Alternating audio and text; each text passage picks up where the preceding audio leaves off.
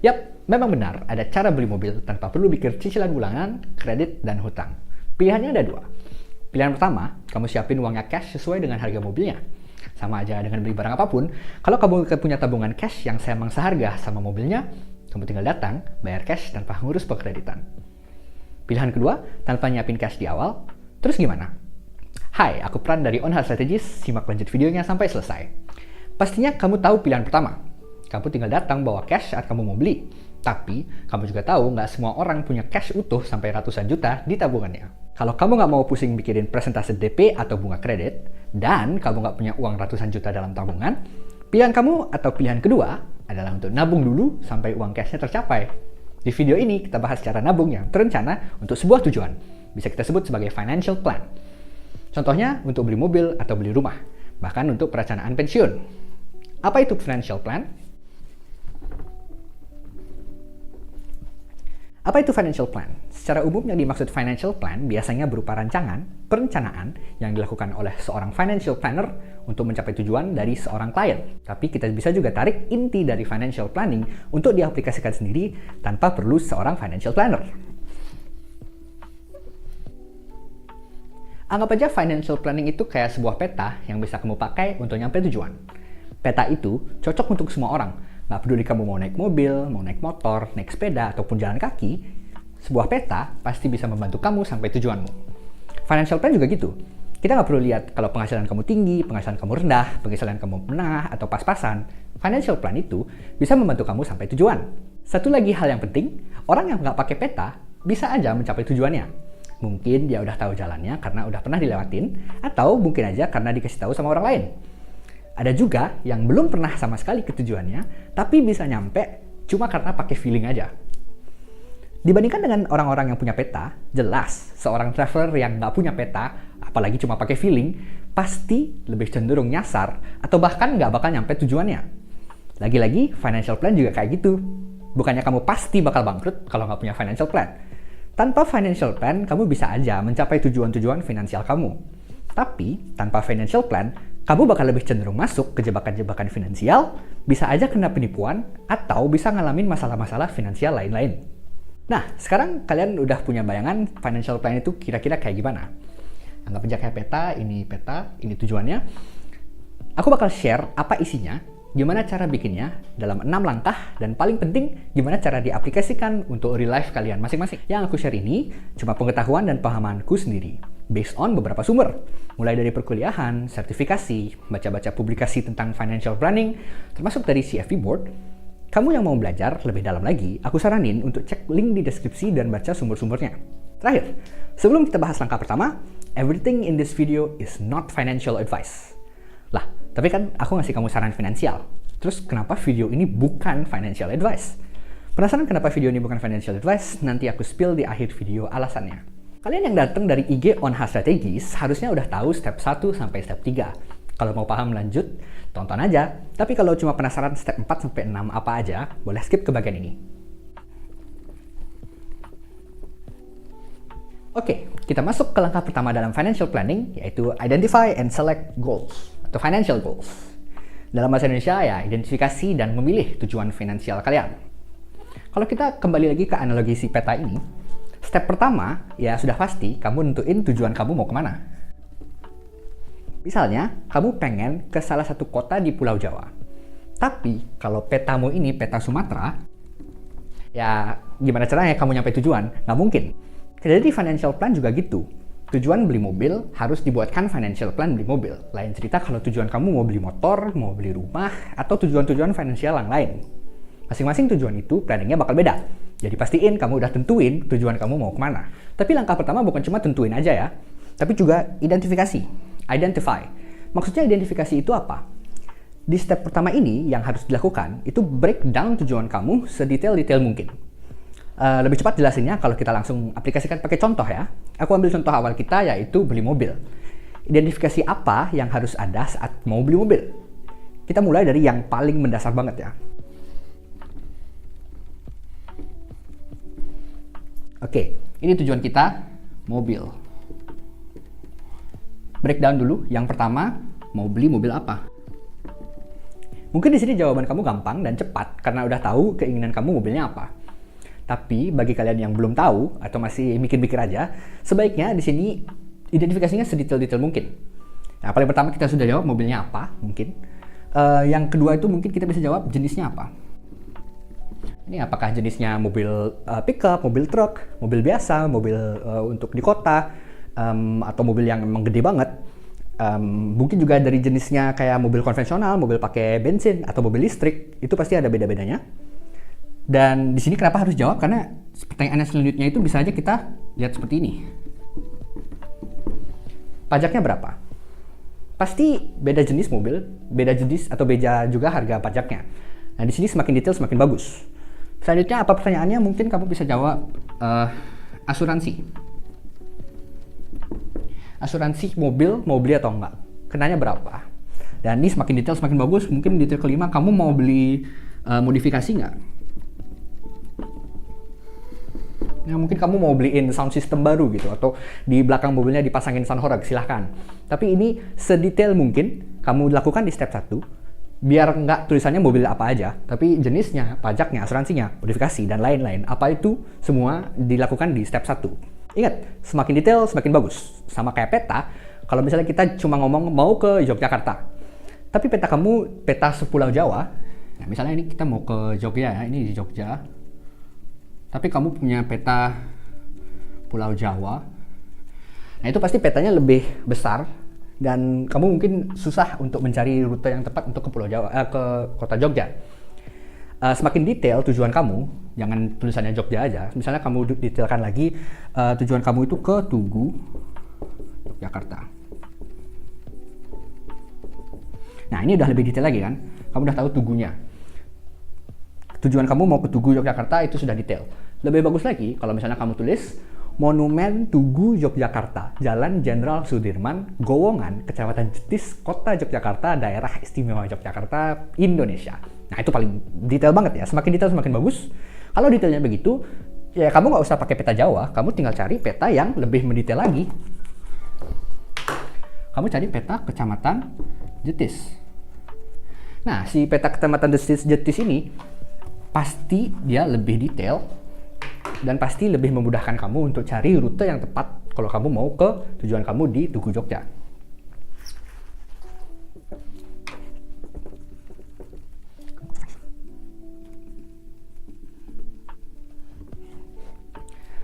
Kita lanjut ke step 2. Step 2 itu analyze current course of action, atau simpelnya cari tahu kondisi dan perilaku kalian sekarang. Sekarang kamu udah tahu tujuan kamu kemana. Ini tujuannya kemana? Mau ke Tugu Yogyakarta yang kita tulis tadi ya. Dan udah ambil peta yang benar, yaitu peta Kecamatan Jetis. Sekarang, gimana caranya kamu jalan ke Tugu Jogja? Kalau kamu nggak tahu posisi kamu sekarang di mana, kamu harus cari tahu posisi kamu di mana. Misalnya posisi kita di sini. Nah, kalau kita udah tahu posisi kita di sini, baru kita bisa pilih jalan mau yang kemana untuk sampai tujuan. Sedetail-detail apapun peta yang kamu ambil, kalau kamu nggak tahu posisi kamu di mana, ya kamu nggak bisa jalan, nggak bisa milih jalan untuk berhasil ke tujuan. Jadi sama juga di dalam financial planning, setelah kamu tahu tujuan kamu, ini di step 1 tujuan kita udah kita identifikasi. Next step itu kamu cari tahu kondisi atau posisi keuangan kamu saat ini juga. Nggak jauh beda sama step 1, di step 2 prinsipnya juga sama. Semakin detail, semakin bagus. Di step ini banyak hal yang harus kamu pertimbangkan. Nah, ini beberapa ya, kita mulai dari pertama itu contohnya berapa penghasilan. Itu contoh yang gampang. Nah, contoh kedua, ya lawannya berapa pengeluaran. Selain itu bisa juga kamu lihat berapa uang atau aset, bisa aja, yang kamu udah pegang sekarang, yang dipegang. Nah, ini kebalikannya itu berapa hutang. Misalnya kalau kamu punya hutang, yang kamu punya sekarang, yang dipegang sekarang juga.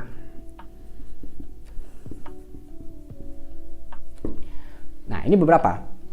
Dan ini pun juga bisa dibuat lebih detail lagi. Berapa penghasilan? Penghasilannya itu bisa kamu breakdown. Mungkin 90% penghasilan kamu dari kerjaan, 10% dari bisnis. Oke, that's good. Dan dari sini juga bisa di breakdown. Penghasilan kamu per bulan berapa? Berapa penghasilan kamu yang dipakai untuk pengeluaran? Berapa penghasilan kamu yang bersih, yang bisa ditabung? Nah, ini Mencari tahuan kondisi kamu saat ini, kondisi finansial kamu saat ini kita lakukan di step 2 ya. Step 2, analyze current course of action. Nah, ini identifikasi yang bisa kita lakukan, yang harus dilakukan di step 2. Ujungnya, kalau kamu pengen beli mobil cuma karena pengen-pengen aja, itu boleh. Tapi di step 2 kamu bakal lihat, kamu ada di kondisi finansial yang memungkinkan atau tidak. Kalau misalnya kamu kondisi finansialnya belum layak untuk beli mobil, ya mungkin kamu simpen financial plan ini, tunggu sampai posisi kamu lebih bagus lagi, kondisi finansial kamu lebih bagus lagi. Atau kita bisa balik ke step 1 dan ganti tujuan kita. Oke, misalnya step 2 kita nyadar ternyata penghasilan kita belum cukup untuk beli mobil. Kita sudah sadar itu, kita balik ke step 1, tujuan kita ganti dari mobil, kita ganti jadi motor, gitu misalnya.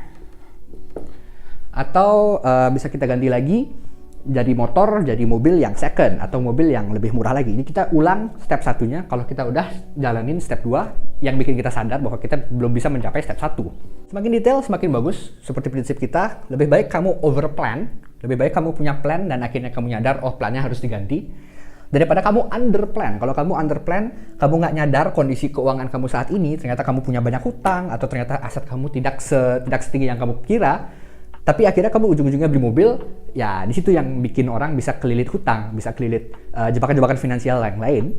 Jadi kita lebih baik overplan daripada underplan, sedetail mungkin di step 2, sama juga prinsipnya seperti di step 1, sedetail mungkin.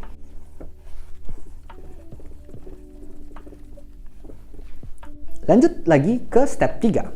Step 3 adalah decide the time horizon. Atau kamu harus tentuin jangka waktu. Time horizon ini jangka waktu dari plan atau rencana ini. Kenapa langkah ini nggak kita gabung di step 1? Menurut aku pribadi, dari awal step 1 itu kita melakukannya dengan pendekatan eksternal. Kita lihat dari barangnya, kita lihat dari plannya, atau kita lihat dari tujuannya. Itu eksternal. Setelah step 1 yang eksternal, kita berlanjut ke step 2 yang internal. Kita melihat kondisi kita sendiri, kondisi keuangan, kondisi finansial, kondisi kekeluargaan juga bisa dilihat di sini. Kondisi rumah tangga gitu. Kita bisa lihat di sini. Dan setelah step 1 yang eksternal, step 2 yang internal, kita lanjut ke step 3 yang menggabungkan pendekatan eksternal dan internal. Pokoknya simpel gini aja.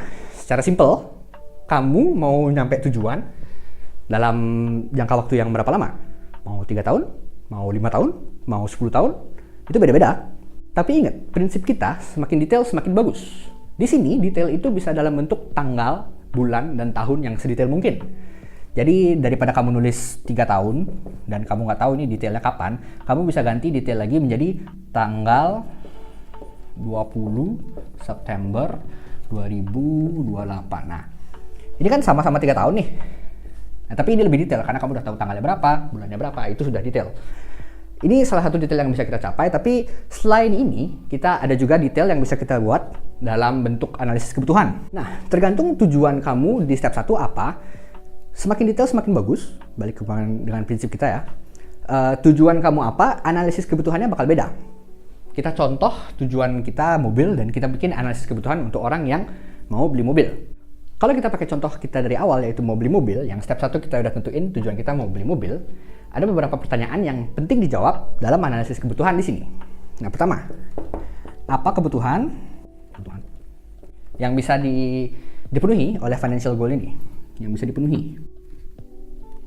Maksudnya ini kayak gini, jadi kalau kita bikin financial goal untuk mobil, kita lihat kebutuhan kita apa aja akan mobil tersebut. Misalnya kalau memang kita berkeluarga gitu, kita perlu mobil untuk ngantar anak sekolah, atau misalnya memang bapaknya memang perlu mobil untuk kerja dan lain-lain. Nah, itu harus kita catat, kita identifikasi di step 3. Salah satu identifikasi di kebutuhan step 3. Nah, selanjutnya, berapa lama kamu bisa hidup tanpa memenuhi kebutuhan itu? Berapa lama bisa hidup tanpa financial goal-nya? Nah, jadi maksudnya gimana? Maksudnya, kalau tujuan kita mobil, dan kita butuh mobil itu karena kita perlu untuk ngantar anak, perlu untuk kerja, dan lain-lain.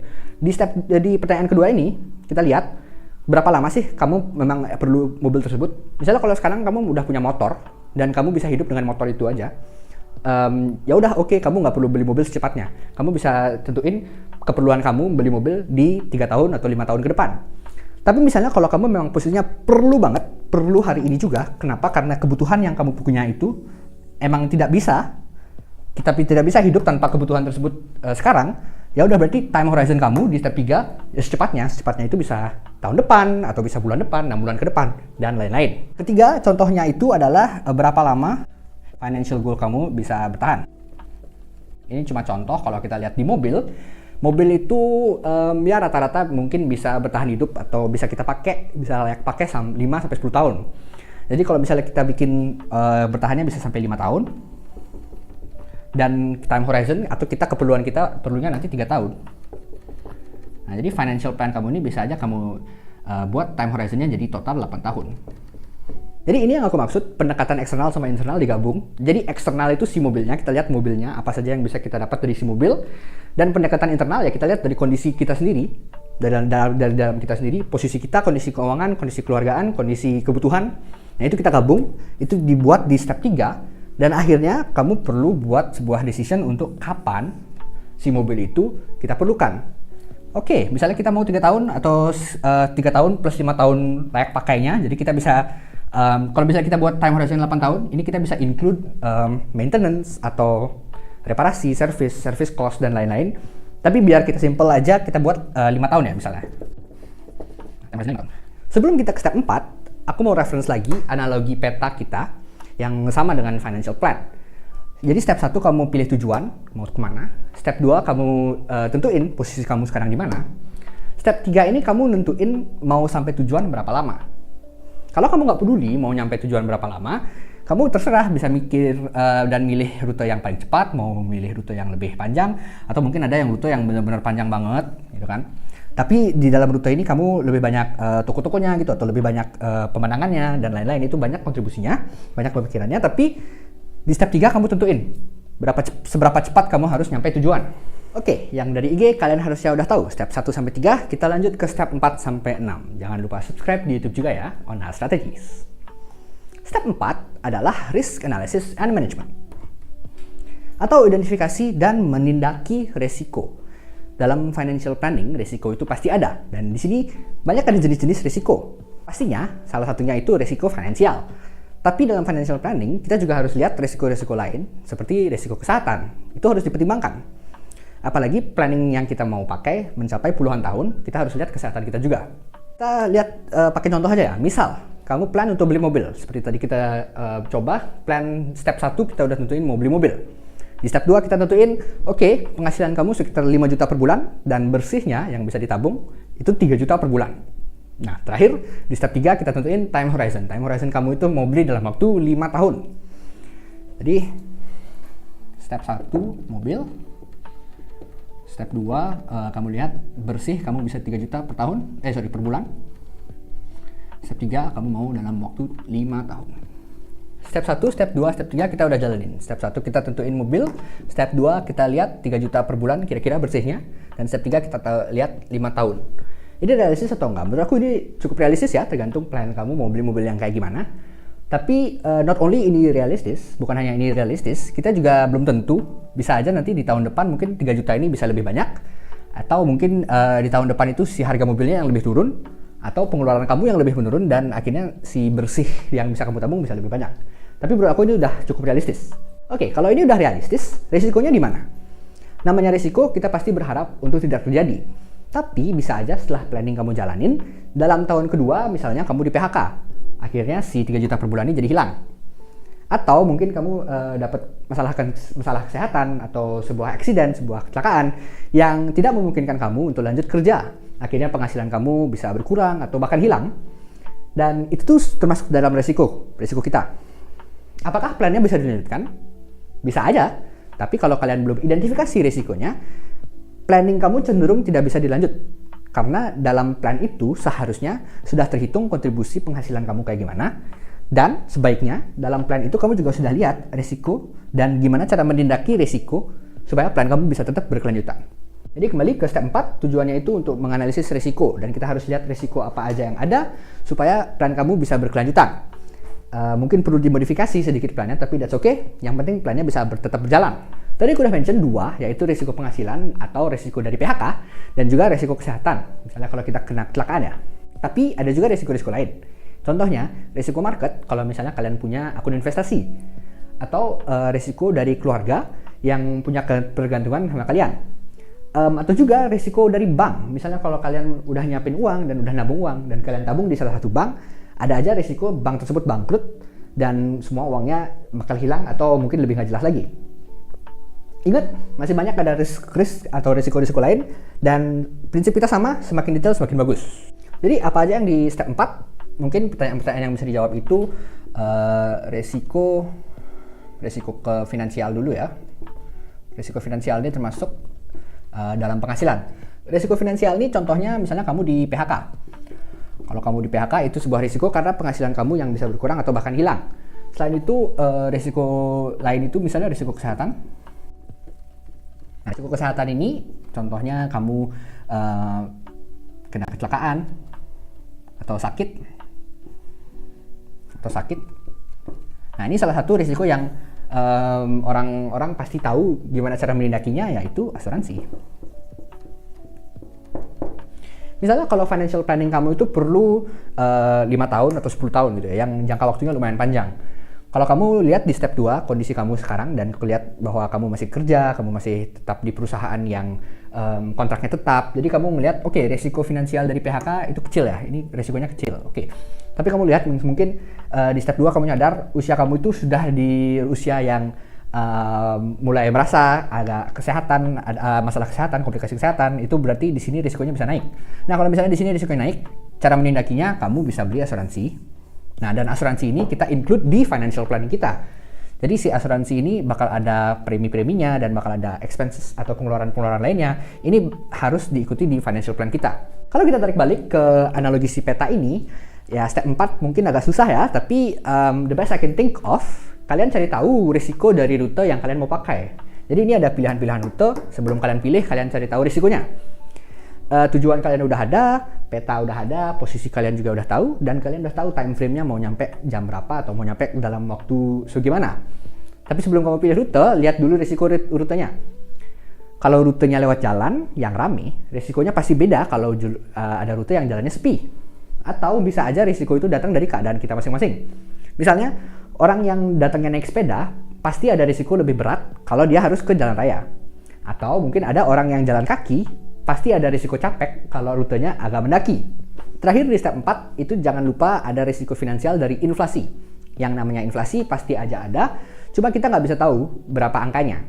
Kita bisa pakai perkiraan supaya nanti uang di akhir plan kita itu sudah termasuk beberapa kira-kira inflasi yang berdampak ke harga atau ke buying power kamu. Jadi inflasi itu biasanya harganya lebih naik atau buying power kamu, uang kamu, harganya, value-nya lebih turun.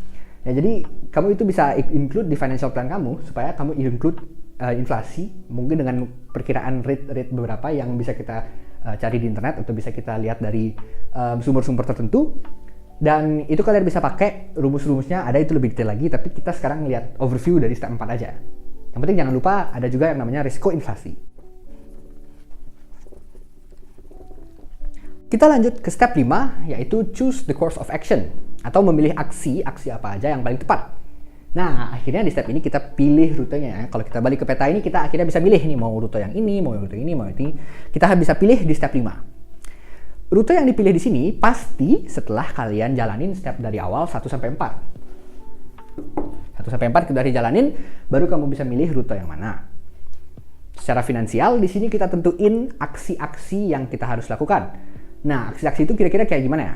Ini beberapa contohnya di step 5. 1. Uang yang ditabung berapa? Tabungan. Nah, uang yang ditabung berapa? Ini kita step 5 kita lihat. Jadi kita lihat tadi di step 1 tujuannya mau beli mobil. Oke, step 2 kita lihat penghasilan kita 5 juta. Kira-kira pengeluaran kita 2 juta, akhirnya kita bersihnya 3 juta. Nah, sekarang di step 5, kamu aksinya milih uang yang ditabung berapa. Dari 3 juta bersih itu mau ditabung semuanya, that's good. Kalau misalnya ternyata kamu masih punya emergency atau masih mau nyisihin tabungannya sedikit, mungkin kamu tabung 2,5 juta, that's also good. Yang penting kamu di step 5 ini kamu tentuin berapa harganya, berapa uangnya yang bakal ditabung. Nah, apalagi di step 5 ini juga kamu bisa buat budgeting. Nah, budgeting itu seperti apa? Ya, kalau misalnya kamu lihat pengeluaran kamu apa aja di step 2 tadi, kita di sini di step 5 bisa bikin budget. Oke, pengeluaran transportasi aku biasanya segini, kita di step 5 menentuin budget berapa. Kalau di step 2 punya pengeluaran makanan berapa, step 5 kita bikin budgetnya berapa. Kalau misalnya kamu mau ningkatin atau turunin angka dari pengeluaran tadi, ya kamu bisa buat dengan yang namanya tools budgeting. Nah, selain itu apalagi? Ini aksi salah satu yang penting juga, disimpan di mana. Nah, di sini kamu nentuin oke, uang tabungan kamu yang bisa ditabung kira-kira 2,5 atau 3 juta per bulan. Oke, ini budgeting udah kamu buat. Budgeting makanan berapa, budgeting transportasi berapa, budgeting kebutuhan-kebutuhan lain berapa, kebutuhan premier, kebutuhan sekunder, dan lain-lain. Kamu udah buat budgetingnya. Ketiga, sekarang kamu tentuin uang yang kamu tabung tadi disimpannya di mana. Kamu bisa pilih mungkin disimpan di bank, tapi kalau disimpan di bank biasanya return kamu dikit ya. Mungkin kita nggak bahas return secara detail, tapi kalau mungkin kamu tahu disimpannya itu di mana, kita juga bisa balik ke step 3, kita lihat step 3 kita buat tahu 5 tahun. Nah, artinya kamu juga ada pilihan simpan di deposito. Simpan di deposito, simpan di akun investasi, simpan di akun investasi kripto, akun investasi saham, akun investasi reksadana, dan lain itu masih banyak ada pilihannya. Di step 5 kamu tentuin mau disimpan di mana. Kalau kalian penasaran, menurut aku sih simpanan yang paling bagus itu tergantung jangka waktunya ya. Kalau jangka waktu semakin panjang banget, mungkin yang sampai berpuluh-puluhan tahun, disimpan di saham itu menurut aku ide yang bagus, karena saham biasanya mereka pasti naik, walaupun ada market downturn yang turun, tapi dalam long run, dalam puluhan-puluhan tahun ke depan, mungkin saham itu biasanya lebih naik, cenderung lebih naik. Tapi kalau time horizon kamu 5 tahun, atau yang di bawah 10 tahun, di bawah puluhan tahun, mungkin simpanan kamu bisa dalam bentuk reksadana, atau simpanan kamu dalam bentuk deposito di bank biasa aja. Dan itu tergantung kebutuhan dan tergantung kebutuhan return kamu seberapa. Apa aku nyaranin naruh kalau yang misalnya 5 tahun di akun investasi? Sebenarnya boleh-boleh aja, tapi ya resikonya pasti lebih tinggi lagi. Kita harus balik ke step 4. Resiko finansial itu pasti lebih tinggi. Apalagi kalau kamu naruhnya di aset yang spekulatif kayak kripto ya, itu pasti ada resiko tingginya. Kalau mungkin saham juga sebenarnya ada resikonya yang volatile, yang resiko naik turun. Tapi kalau dalam puluhan tahun, kayak aku bilang, kalau jangka waktunya lebih banyak lagi, saham is more of a safe choice. Ya, dia lebih aman disimpan di saham. Satu lagi mungkin kamu bisa buat di step 5 itu berapa return yang diperlukan kalau lawan inflasi. Nah, tadi kita di step 4 kita mikir ada yang namanya risiko inflasi. Di step 5 kita tentuin, oke, kalau aku mau lawan inflasi yang kira-kira 3%, aku perlu return yang lebih dari 3%. Nah, setelah kamu tahu return yang lebih dari 3%, baru mungkin kamu ke step 3, atau ini mungkin kebalik ya. Kamu cari, kamu bisa nyimpen uang itu di mana yang kira-kira returnnya lebih dari 3%. Nah, itu semua di step 5. Semakin detail semakin bagus, balik lagi ke prinsip kita. Step 5 ini secara teori gampang ya, tapi secara aplikasi sebenarnya susah banget. Apakah kamu yakin plannya bisa jalan? Apakah kamu yakin si plan ini bisa jalan dan uang tabungan kamu pasti 3 juta per bulan? Apa kamu yakin tabungan kamu nggak bolong-bolong? Apa kamu yakin nanti nggak ada pengeluaran-pengeluaran yang nggak diekspektasi atau bahkan yang nggak penting? Jadi di sini yang susah itu sebenarnya ngejalaninnya supaya berkelanjutan. Tapi step 5 ini yang susah dijalanin bisa kita bantu dengan langkah selanjutnya di step 6.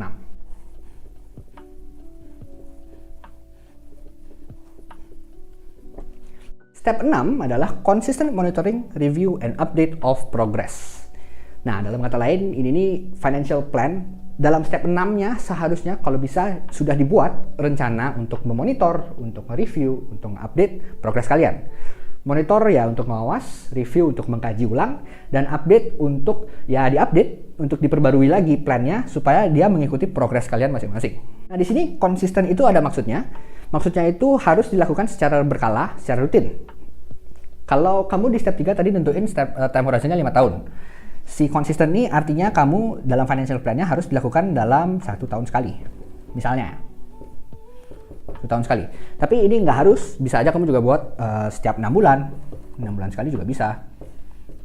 Nah, itu tergantung lihat time horizon kamu. Kalau time horizonnya 10 tahun dan kamu mau ceknya misalnya 2 tahun sekali, itu juga boleh. Jadi di step 6 itu kita tentuin secara berkala berapa kali kita akan ngecek, akan monitor, akan review, dan akan update progres kita, progres dari financial plan kita, sebelum time horizon kita itu kita capai. Balik lagi ke peta, ya step 6 ini ibaratnya selama kalian jalan di rutenya, kalian cek-cek lagi apa kalian udah di rute yang benar atau kalian ternyata melenceng. Jangan sampai kalian pilih rute tapi di tengah jalan kalian malah nyasar ke rute lain. Jadi misalnya ini posisi kalian kalian dalam 5 tahun bakal nyampe segini. Jangan 5 tahun ya. Ini kalau peta mungkin kamu oke. Ini posisi kalian, ini Tugu Yogya. Kalian mau nyampe di sini dalam waktu kira-kira 3 jam. Oke, dan kalian pilih rute yang ini yang pertama. Oke, set 1 jam pertama kalian di sini. Kalian cek. Ini bener nggak rutenya? Oke, bener. Ternyata setelah jam kedua kalian di sini. Nah, ini artinya kalian melenceng dari si rutenya dan kalian harus course correct atau kalian harus update supaya kalian balik ke rute yang seharusnya. Di financial plan juga kayak gitu.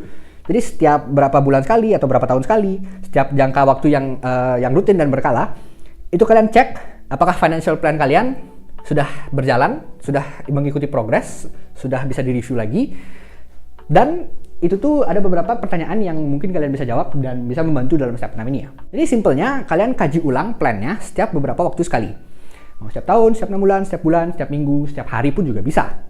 Semua tergantung sama pilihan-pilihan dan jawaban-jawaban kamu dari step 1 sampai step 5. Kita bahas contoh langsung, pertanyaannya bisa seperti ini ya. Selama 6 bulan, berapa target tabungannya dan berapa actualnya? Actual ini maksudnya berapa realnya. Jadi misalnya kalau kamu udah nentuin di step 5, oke, di step 5 kamu punya target setiap bulan harus setiap 6 bulan harus dikumpulin 10 juta misalnya gitu. Ya jadi kamu setelah 6 bulan pertama kamu lihat target kamu 10 juta, actual kamu yang kamu simpan berapa? Kalau actual kamu ternyata 12, that's good. Artinya kamu bisa melewati target. Nggak perlu dikaji ulang. Tapi ternyata kalau misalnya kamu setelah 6 bulan, yang target kamu itu seharusnya 10 juta, tapi actual kamu masih 7 juta gitu misalnya. Nah ini harus dianalisis, ini harus kamu lihat. Ini kira-kira berkurangnya datang dari mana? Ya kamu balik lagi dari step 1 sampai step 5. Biasanya sih di step 2 atau step 5 yang salah. Mungkin step 5 ada aplikasinya yang salah. Atau step 2 mungkin kondisinya berubah. Nah itu bisa kalian kaji ulang. Dan kalian harus update financial plan lagi supaya kalian bisa mengikuti target atau targetnya yang diganti atau si actualnya yang bisa dibuat sebagus mungkin untuk mengikuti aksi-aksi di step 5. Apalagi misalnya contoh, oke, selama 6 bulan ada kendala apa aja? Nah, di sini juga kamu bakal kaji ulang. Oke, selama 6 bulan pertama ternyata kamu nyadar bahwa pengeluaran kamu nggak sekecil itu. Ternyata pengeluaran kamu lebih banyak lagi. Oke, kalau kayak gitu bukan sebuah masalah. Artinya kamu harus apa? Kamu harus kaji ulang financial plan kamu. Kamu balik ke step 2, ya kamu lihat pengeluaran apa aja. Dan setelah kamu jalanin step 2, mungkin step 3-nya nggak berubah, step 4 juga nggak berubah. Kalian ke step 5, lakukan budgeting yang lebih bagus lagi. Nah, pengeluarannya udah tahu, ternyata pengeluaran kamu lebih banyak, budgetingnya juga harus dimodifikasi. Akhirnya kalau budgeting kamu dimodifikasi, uang bersih yang kamu simpennya juga pasti berubah, target kamu juga pasti berubah, dan akhirnya ini bisa kita solusikan gitu. Itu salah satu contohnya. Misalnya kalau dalam 5 tahun dan kamu cek setiap 6 bulan nih kamu ada juga pertanyaan yang bisa kayak gini. Selama 6 bulan, apa aja yang berubah? Yang ketiga, apa aja yang berubah selama 6 bulan? Ya, perubahan ini mungkin dari banyak ya. Bisa aja yang berubah itu kondisi keuangan kamu yang berubah. Atau mungkin kita balik lagi ke step 4, ternyata risiko kesehatan kamu berubah. Yang dalam maksud berubah ini kayak gimana? Ya, mungkin awal kamu buat plan, kamu lihat di step 4, kamu ngerasa sehat dan kamu nggak ada masalah-masalah kesehatan sama sekali. Jadi kamu lihat risiko kesehatan kamu kecil.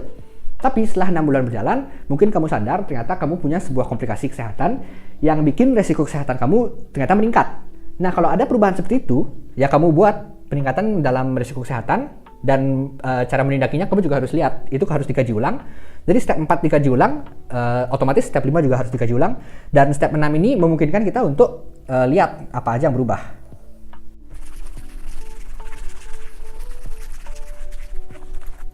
Oke, itu dia tadi step 1 sampai 6 dari financial planning. Ini penjelasan dan pemahamanku aja ya. Yang mau tahu lebih dalam lagi, aku saranin untuk cek link-link yang ada di deskripsi. Nah, itu bakal ada sumber-sumber dari pemahamanku dan sumber-sumber yang kita pakai untuk buat video ini. Mungkin kebanyakan sumbernya bakal bahasa Inggris ya, tapi kalau kalian memang mau belajar, aku yakin kalian bisa baca dan aku yakin itu bakal bisa bermanfaat untuk kalian. One more time, this is not financial advice. Kayak aku janjiin, kita bakal bahas kenapa semua yang aku share gini saran finansial tapi tidak termasuk financial advice. Alasan kenapa konten finansial kayak gini biasanya diikuti sebuah disclaimer not financial advice, karena yang termasuk financial advice itu seharusnya benar-benar detail mengikuti konteks dan keadaan seorang klien. Karena kalian bukan klien, saran di video ini sebaiknya bisa diterima sebagai edukasi aja, bukan financial advice. Kalau kalian memang mau financial advice yang spesifik dengan keadaan kalian, kalian bisa hubungi financial planner yang ada di sekitar kalian. One last analogy, kalau kita anggap financial planner itu seperti sebuah peta, seorang financial planner itu bukan cuma yang nulis atau yang ngerancang dan bikin petanya. Financial planner itu ibarat supir taksi atau abang ojol yang bisa nganter kalian ke tujuan kalian sesuai kemauan dan keadaan kalian saat itu juga. Apakah masih ada lebih banyak lagi detail-detail dari step 1 sampai step 6 dalam financial planning? Ya tentunya ada, tapi kalau semuanya dibahas, video ini mungkin jadi puluhan jam ya. Menurut aku cukup di sini aja secara jelas dan secara general. Cukup segitu aja untuk video pembahasan kali ini mengenai financial planning. Semoga bermanfaat. Kalau merasa video ini sangat membantu, pastikan like, komen, dan share. Jangan lupa untuk follow On Hard Strategist di Instagram dan subscribe ke channel YouTube On Hard Strategist. Sekali lagi, aku Pran dari On Hard Strategist. Ciao.